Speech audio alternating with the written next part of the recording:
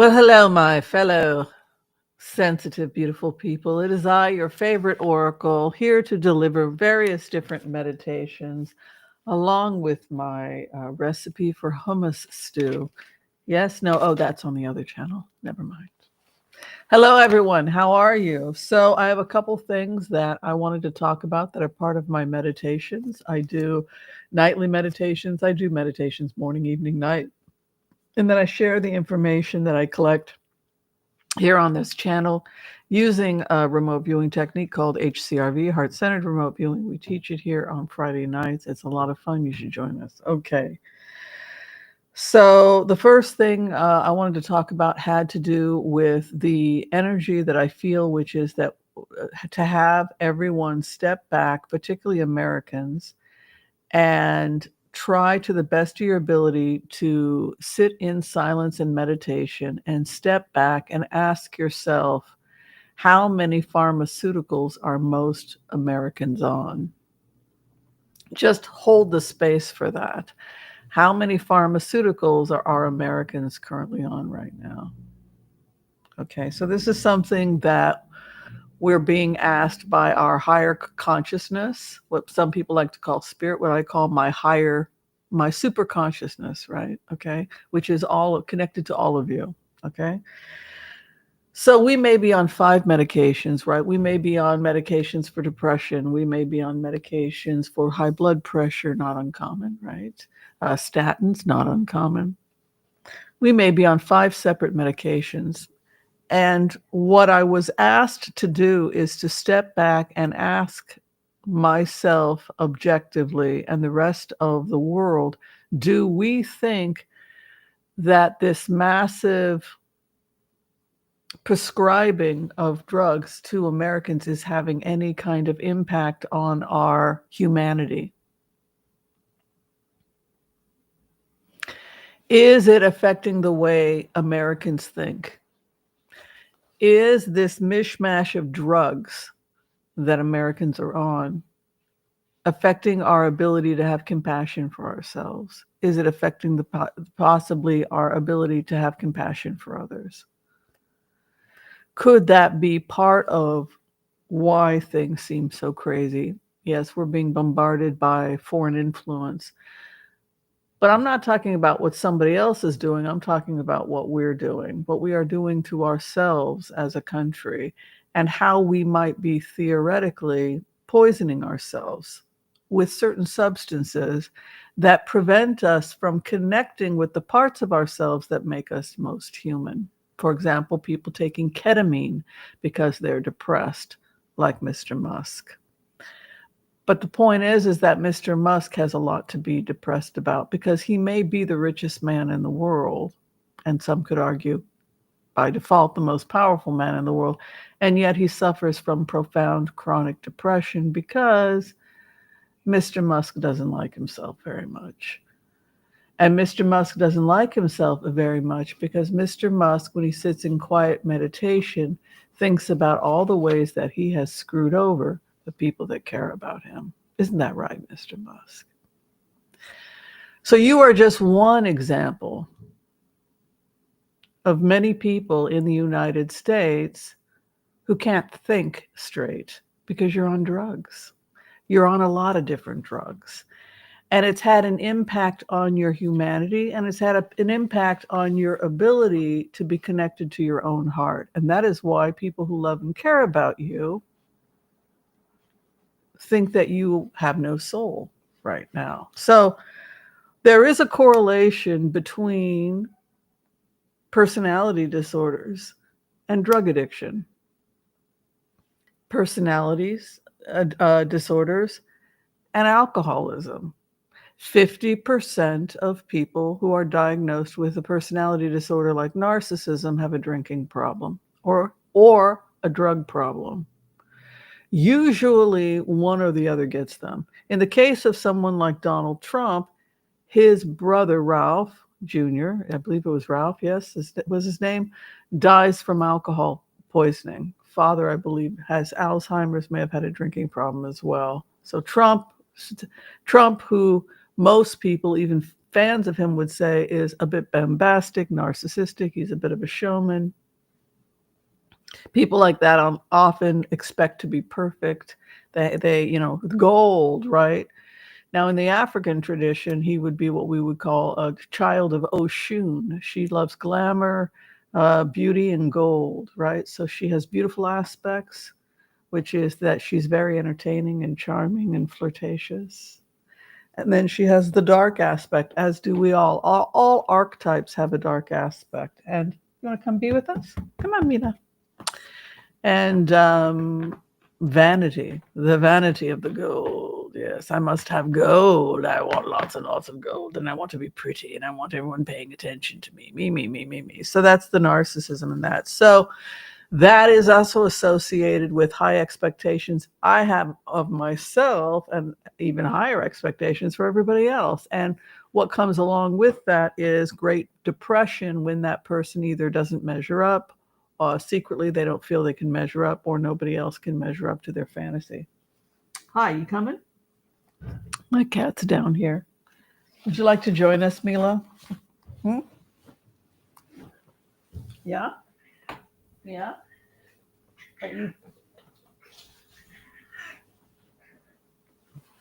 Here she is, by popular demand.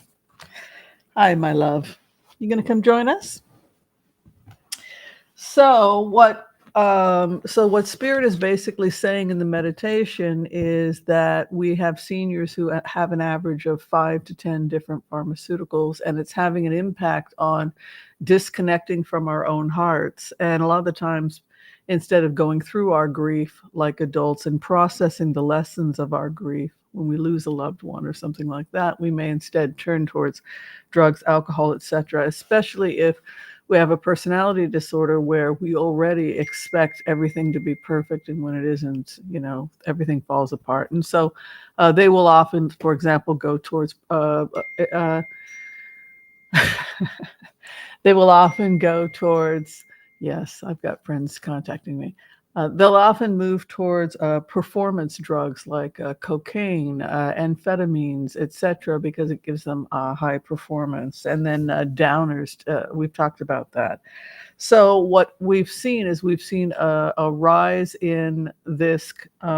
These drugs also disconnect us from our heart.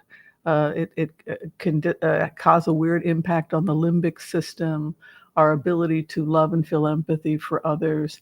Particularly in the case of alcoholism, it can have an impact on the prefrontal cortex, the ability to think before we act, right? So what we have and what we need to be mindful of in our country, and if this speaks to another person's country, so be it, is that if we are a nation on so many drugs that it is impacting our reasoning or our ability to have empathy for ourselves and others, it will have an impact on how we vote and how we help others, and whether or not we are willing to believe in even humanity, right? We all human beings are horrible. They're just out to use you. This kind of thinking, this kind of black and white thinking. So be aware of that. So people are in pain. They go on the drugs. It has an impact on their brain health, their decision making, and it makes them vulnerable, particularly to cults like MAGA. So young males, prescription drugs, needing a father, wanting to bond with other males, ritualistic, cult-like. You have these cult leaders like Elon Musk is kind of like a machismo, which is kind of a joke that he of all people would be a machismo. I guess it meets with the whole Superman comic strip where they have to be a bit of a nerd and then they go on and do magical things, right? So he has written this myth in the style of Homer, right? When we think about Odysseus, these were probably real people who hired Homer as a praise singer historically. And so these Greek writers and Roman writers would write great stories praising these people like Odysseus, so that Odysseus could go on and be be thought of as a god. And you would, the more you make me look good, the more I'm going to pay you, right? I want a story, I want a song, I want you to be standing behind me as I walk, singing my praises. Here goes Odysseus, the greatest man who ever lived, right? So those days are gone. And so now we have Twitter, X, right? And so the purpose of X, the purpose of all of the media, etc., that somebody like, for example, Musk produces, is that it is a praise song to this egomaniac, right? To create this cult, similar, and Putin is doing the same thing. Putin naked on a horse, right? And with all of those personalities, we also see drug addiction and amphetamine abuse, etc., various different drugs being abused, openly being abused. Trump snorting Adderall. Some say he also did cocaine. That would make sense because both are stimulants, and he wanted to stay up and alert. And then Elon Musk has been linked to a lot of drug use, various different types of drug use, etc. Okay, so just to be aware of that personality who's most likely to become a drug addict, why people self-medicate, and how that mix of personality disorders and drug addiction. In the case of Putin, I went in, I did some remote viewing on him, and I suspected that Prigozhin may have been a supplier of not just really good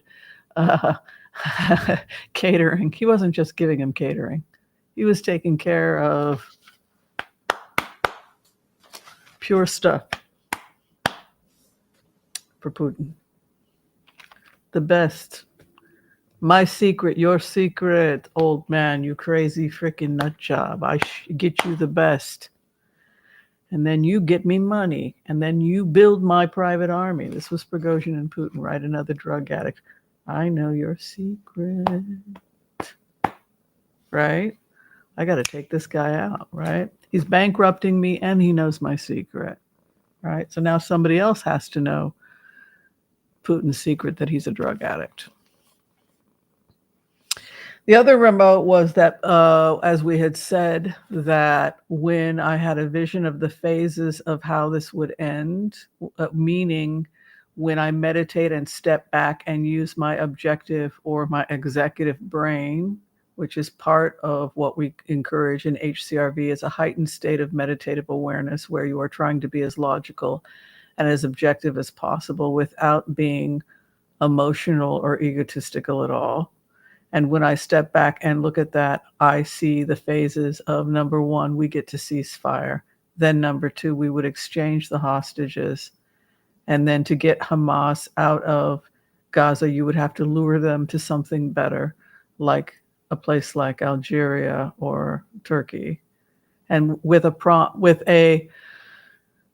tacit promise that if they didn't do anything too major, they may be able to come to Gaza and visit one day when there's peace. And we are seeing that, in fact, we're moving towards phase one in the 5 phases. So phase one, in the meditation, was that I saw we would eventually get to, that we should get to ceasefire first. Then we would, after that, we would do the exchange of hostages, and they would be lured to go away. They would leave because we would say, we're not going to chase you. It was war. We understand you're a soldier. This is what we would say to Hamas. If you're a young person that got caught up in the middle of this, you were a soldier. It was war. You were fighting. You thought you were doing what was right. You were fighting for your country. But now the war is over. And it's time to put down your arms and think about you're having a family, whether you're going to have a young family someday, and if you can have a wonderful life, because, Gaza is going to be rebuilt and there's going to be peace. And maybe one day you can come back. You can visit. You can maybe in 20 years, who knows what tomorrow will bring. But for now, I would take this deal. They're not going to chase down every single kid who got pulled into Hamas. So that is what my message would be if I were picking up on this energy. And so what happens is that you get an exchange, a ceasefire, then they have an exchange, and then Hamas goes to a host country. And then the third is that the rebuild starts. And I predict that Donald Trump wanted this phase 3 to start to happen under his watch. And so they're now trying to finish up phases 1 and 2 before he gets in. Ceasefire appears to be like happening imminently, from what I understand. Phase 4 was the isolation of Putin. We now have his top nuclear person assassinated. Isolation, possibly also risking him being tried if the West gets a hold of him. We're not saying, it didn't say anything in the research that you had to assassinate him, which might be disastrous. And then Iran would be the next to fall. And in fact, that is what we're seeing with the fall of Syria, the fall of Hezbollah. With Russia leaving Syria, we're starting to see a withdrawal of of Russian troops from areas they've attacked. Though they may, then to try and get them to Ukraine. But when I sit as Putin, I feel the war is over. And so that is likely where we will head to. Putin, the best deal that Putin's going to get is exile in Russia.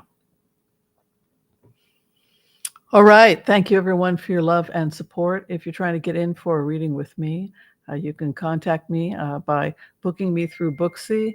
The information is below. Be kind to all so that all will be kind to you too. God bless. Peace out. We'll see you next time. Bye.